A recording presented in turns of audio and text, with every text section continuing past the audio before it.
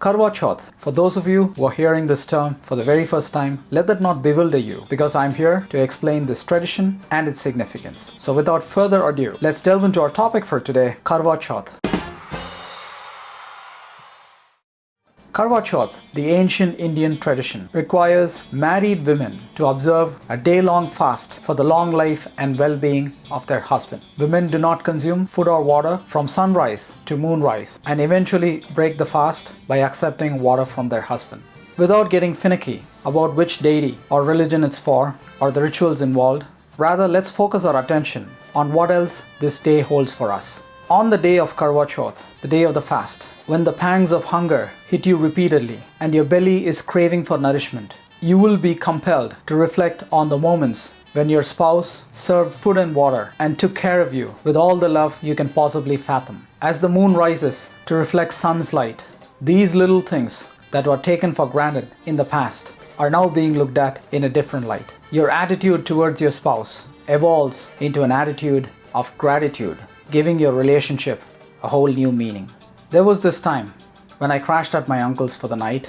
It got pretty cold early in the morning and I was shivering.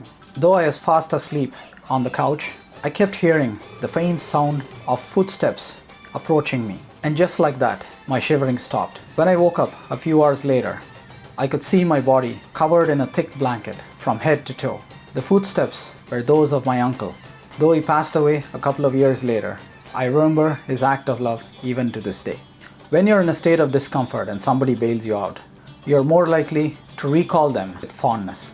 Drawing parallels with Karwa Chauth, when your spouse gives you the water at moonrise and breaks your fast, you're moving from a state of discomfort to a state of comfort, and you will remember the hand that gave you the water with the utmost love and affection. Though this tradition is male-centric and puts the onus on the female to indulge in fasting, it would be really nice to see men partake in the same manner as women do. The rational being, irrespective of whether your spouse is a man or a woman, you want them to live hale and hearty and to love you until death. It's not uncommon to take our partners for granted because they are around us all the time, and what's in abundance generally loses its value. However, taking a day to fast for your soulmate and reflect on their little sacrifices and acts of love will reinstate how valuable they are to you and strengthen the bond that exists between both. Let not the country, religion, creed, culture, race, or pronouns you identify yourself with deter you from participating in traditions like the Karwa Chauth, because the underlying principle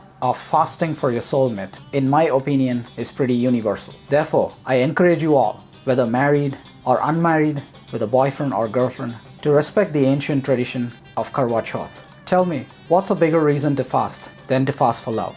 Namaste.